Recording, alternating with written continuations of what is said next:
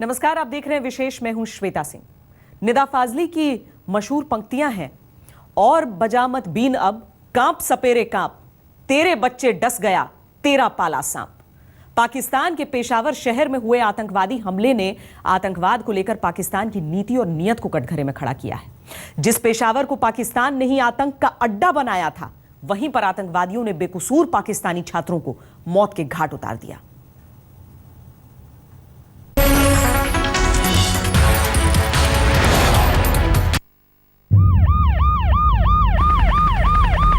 अंदर दहशतगर्द घुसे, बहुत से लोग मारे, हम बच गए, आर्मी वाले ना, क्योंकि बहुत दूर तक नजर नहीं आ रहा और फायरिंग शुरू थी। अभी स्टूडेंट भी हॉस्टल में बैठे हुए अपने डर की वजह से अपनी जान बचा रहे हैं उधर।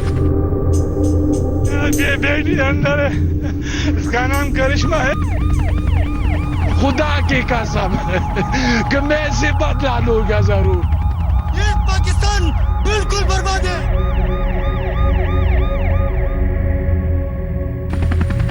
ये पाकिस्तान की जवानी और जज्बात पर आतंकी हमला है।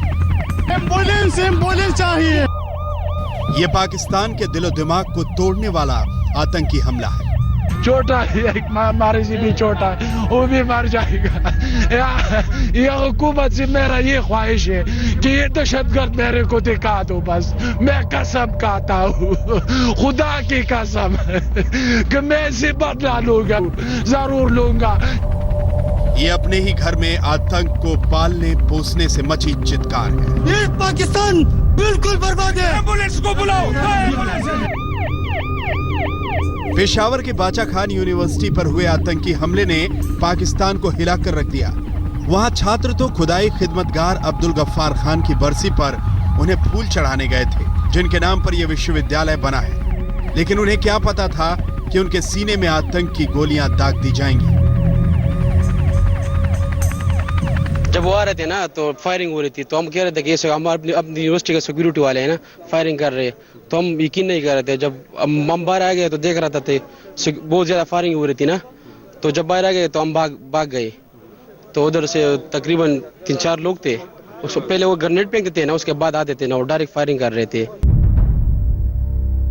जिस जख्म में आज पाकिस्तान डूबा हुआ है, आतंक के उस जख्म को हिंदुस्तान अपने सीने पर कई बार झेल चुका है। इसीलिए पाकिस्तान के इस दर्द को हिंदुस्तान भी अपने दिल में महसूस कर रहा है। पाकिस्तान में बाचा खां यूनिवर्सिटी में आतंकी हमले की कड़ी निंदा करता हूं। मरने वालों के घर वालों को शोक संवेदना, घायलों के लिए प्रार्थना। भारत ने संवेदना दिखाई, लेकिन अब पाकिस्तान को सबक लेने की जरूरत है। इसकी मैं जितनी भी मजम्मत कर सकूं कम है। सारा पाकिस्तान इस वक्त एक पेज पे है, सब इकट्ठे हैं। पिछले साल पेशावर में ही आर्मी स्कूल पर हुए आतंकी हमले के बाद अब यूनिवर्सिटी पर हुआ आतंकी हमला पाकिस्तान की आतंकवाद को लेकर नीति और नीयत पर सवाल खड़े कर रहा है। जब पाकिस्तान ने आतंक का पेड़ बोया है, तो फिर अमन के फूल कहां से खिलेंगे? हिंदुस्तान में अगर वह आतंक की आग लगाएगा, तो कैसे खुद को उसकी आंच से झुलसने से बचा पाएगा? कब तक पाकिस्तान में आतंक के सौदागर घूमते रहेंगे और पाकिस्तानी हुक्मरान उनके स्वागत में जाजम की तरह बिछे रहेंगे?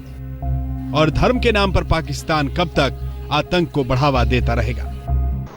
तो इसमें कोई शक नहीं है कि दैश हो, अल-कायदा हो, या जालमान हो, या लश्कर जंगवी हो, या वो जहादी ऑर्गेनाइजेशन जो उनकी सिस्टर ऑर्गेनाइजेशंस हैं, इस सब की मिलीजुली बखत से हो रहा है। मैं समझता हूं कि शायद वक्त आ गया कि कौम को खड़े होकर इस माइंड सेट को मारने के लिए, खत्म करने के लिए हर वो कदम उठाना चाहिए जिसकी इस वक्त जरूरत है। पेशावर की बाचा खान यूनिवर्सिटी में प्रोफेसर मारे गए जो पाकिस्तान का भविष्य गढ़ते, और छात्र मारे गए जो एक बेहतर पाकिस्तान के निर्माता बनते। अब पाकिस्तान की सेना, आईएसआई और सरकार को तय करना है कि वो आतंक को मारेंगे या नहीं। आतंक का जो पेड़ खड़ा किया है, उसे काटेंगे या उसके जहर से पाकिस्तान को मारेंगे। कसवर क्लासरा, पेशावर, आज तक। एक लोकतांत्रिक देश होने के नाते पाकिस्तान के लोगों की जिंदगी आबाद होनी चाहिए थी, लेकिन दशकों से पाकिस्तान ने जिस तरह आतंक को पाला है, पोसा है, उसका असर यह हुआ है कि आतंकी तो आबाद हैं, पाकिस्तान बुरी तरह बर्बादी की कगार पर है।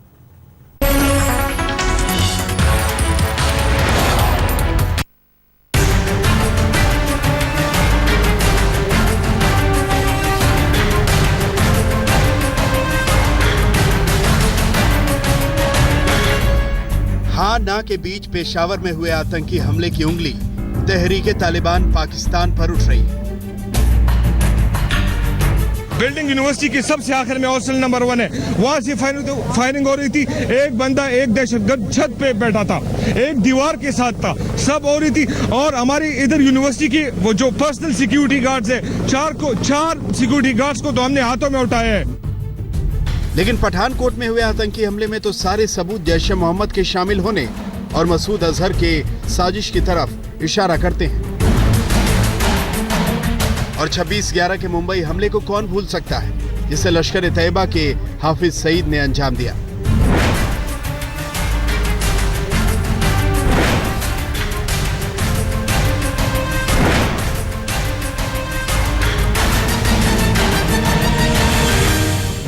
सरहद पर लकीरों को भूल जाइए, बस आतंक में लहूलुहान हुई इंसानियत को देखिए।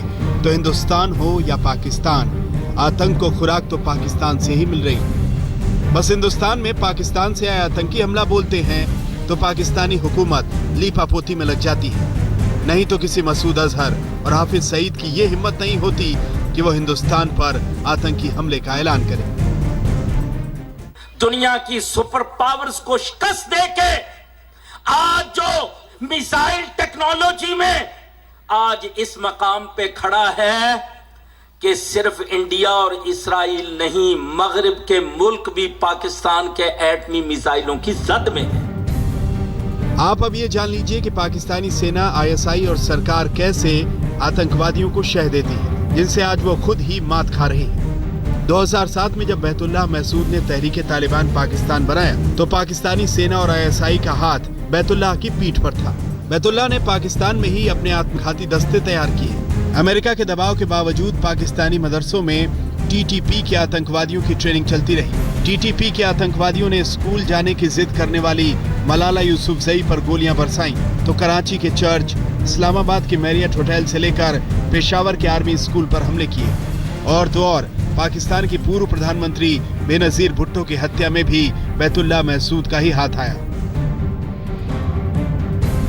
बावजूद इसके पाकिस्तानी सेना तहरीके तालिबान को पालती पोसती रही कि वो दूसरे आतंकवादियों से मिलकर हिंदुस्तान को जख्म देगा, तो इसकी कीमत आज उसे ही चुकानी पड़ रही है। तालिब यानी शिक्षा का गढ़ आज तालिबान के हाथों ही लहूलुहान खड़ा है। ये एक ही लोग हैं, ये मुख्तलिफ बैनर्स के नीचे काम कर रहे हैं और ये फौज ने अमेरिका के साथ मिलके 79 से बनाए थे। उसके बाद ये चलते आ रहे हैं। बाद में कुछ का रुख कश्मीर की तरफ हुआ, कुछ का रुख कहीं और हुआ, ये तो पता नहीं कहाँ कहाँ गए और उसके बाद इनके हाथ नहीं रहे। हाँ, अब अगर आके फौज उनको कंट्रोल करने की कोशिश कर रही है तो जाहिर है वो तंग हो रहे हैं इस चीज़ से। जम्मू कश्मीर में आतंकी भेजने के लिए पाकिस्तान ने टीटीपी के आत्मघाती आतंकियों को लश्कर और जैश के आतंकियों के साथ मिला दिया। एक रिपोर्ट के मुताबिक पाकिस्तानी सेना और आईएसआई के करीब 30 बड़े अधिकारी ऐसे हैं जो लश्कर-ए-तैयबा और जैश-ए-मोहम्मद के सीधे संपर्क में हैं। गुरदासपुर और पठानकोट में जिस तरह से पाकिस्तानी आतंकी घुसे, ये साफ है कि बगैर पाकिस्तानी हुक्मरानों और सेना की मदद के ये मुमकिन नहीं। पठानकोट हमले के बाद भारत के बार बार कहने के बावजूद पाकिस्तान ने मसूद अजहर पर कोई कार्रवाई नहीं की। कुछ दिनों पहले ही पूर्व पाकिस्तानी राष्ट्रपति जनरल परवेज मुशर्रफ ने कबूल किया कि लश्कर को कश्मीर में आतंक फैलाने के लिए पाकिस्तानी सेना ने ही तैयार किया और इसीलिए हाफिज सईद और लखवी पाकिस्तान में हीरो की तरह घूमते हैं। लेकिन अब पाकिस्तान को पता चल गया होगा कि जिन आतंकियों की वो हीरो की तरह आवभगत करते हैं, वो उनके असली हीरो यानी छात्रों और नौजवानों को मौत के घाट उतार रहे हैं। कसवर क्लासरा, पेशावर, आज तक। 1958 में पाकिस्तान में पहली बार लोकतंत्र जब फौजी बूटों से कुचला गया तो हुक्मरानों को शायद अंदाजा नहीं था कि फौज के साथ आतंक भी हमसाया बनकर आएगा। लेकिन पहले जहां फौजी तानाशाहों ने पाकिस्तान में आतंक को लुके छिपे मदद पहुंचाई, वहीं पूर्व राष्ट्रपति जनरल परवेज मुशर्रफ ने खुलेआम मदद की। लेकिन एक तरफ आतंकियों की मदद, दूसरी तरफ आतंक से लड़ने का खोखला वादा, इन दोनों के चक्कर में आज पाकिस्तान खुद फंस गया है।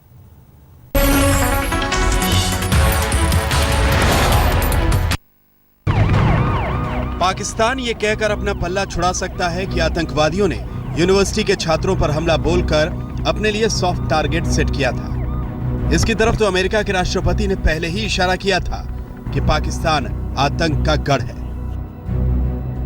In the Middle East, in Afghanistan and parts of Pakistan, in parts of Central America and Africa and Asia, some of these places may become safe havens for new terrorist networks. जिस पाकिस्तान को आतंकवाद की जन्नत माना जा रहा है, उस पर ही आतंकी हमले का सबब क्या है? जानकार मानते हैं कि 15 जून 2014 को जब पाकिस्तानी आर्मी ने टीटीपी, लश्कर-ए-जंगवी, अल-कायदा और हक्कानी नेटवर्क के खिलाफ ऑपरेशन जर्ब-ए-अज़्ब चलाया तो आतंकी तिलमिला उठे। उस ऑपरेशन में पाकिस्तान के 30,000 फौजी लगे थे। पाकिस्तान में शरिया आधारित इस्लाम चाहते हैं आतंकवादी। 2011 में अल-कायदा के सरगना ओसामा बिन लादेन के मारे जाने से आतंकवादियों को लगा कि पाकिस्तान उसके साथ दोहरा रवैया अपना रहा है। 9/11 की घटना के बाद पाकिस्तान ने एक तरफ अमेरिका की मदद का वायदा किया था तो दूसरी तरफ चोरी छिपे आतंकवादियों की मदद करते थे। इससे आतंकवादियों को लगा कि पाकिस्तान उन्हें धोखा दे सकता है। आतंकवादी नहीं चाहते कि पाकिस्तान में लोकतंत्र बहाल हो। जब अमेरिका के दबाव में मुशर्रफ ने चुनाव का ऐलान किया तो आतंकी तिलमिला उठे। 7 साल से पाकिस्तान में कायम लोकतंत्र आतंकियों को पच नहीं रहा। साथ ही सरकार और सेना को आतंकवादी खुली चुनौती दे रहे हैं कि किसी भी राजसत्ता से बड़ी शक्ति उनकी है। और अपनी इस ताकत को दिखाने के लिए पाकिस्तानी आतंकियों ने बेगुनाह छात्रों को मार डाला।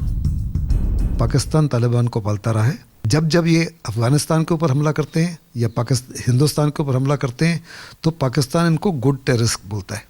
जब ये पाकिस्तान के ऊपर ही हमला करते हैं या पाकिस्तान के विरोधी या पाकिस्तान के अंदर ही हमला करते हैं तो कहते हैं बैड टेररिस्ट। पाकिस्तान को साफ तौर पे नज़र आना चाहिए इन हमलों के बाद कि टेररिस्ट ना तो गुड है ना बैड है। टेररिस्ट पूरे इंसानियत और पाकिस्तान के लिए आज सबसे बड़ा दुश्मन के रूप में उभरा है। आतंकवादियों ने गेंद पाकिस्तानी सरकार के पाले में डाल दी है। अब उन्हें साबित करना है कि वो आतंक के सांप को दूध पिलाना चाहते हैं या उसका फन कुचलना चाहते हैं। पेशावर में कसवर क्लासरा के साथ जितेंद्र बहादुर सिंह, दिल्ली, आज तक। पाकिस्तान में शांति और अहिंसा के प्रतीक बने यूनिवर्सिटी पर आतंकी हमला हुआ तो सवाल है कि क्या पाकिस्तान सुधरेगा, कोई सबक लेगा? पाकिस्तान के जिस बाचा खान यूनिवर्सिटी में आतंकी हमला हुआ उसे 3 साल पहले शांति और अहिंसा के लिए पाकिस्तानी जेलों में कैद रहे स्वतंत्रता सेनानी अब्दुल गफ्फार खान के नाम पर बनाया गया था। लेकिन आज वही शांति और अहिंसा आतंकी हमलों से दम तोड़ रही है। क्या पाकिस्तान इससे कोई सबक लेगा?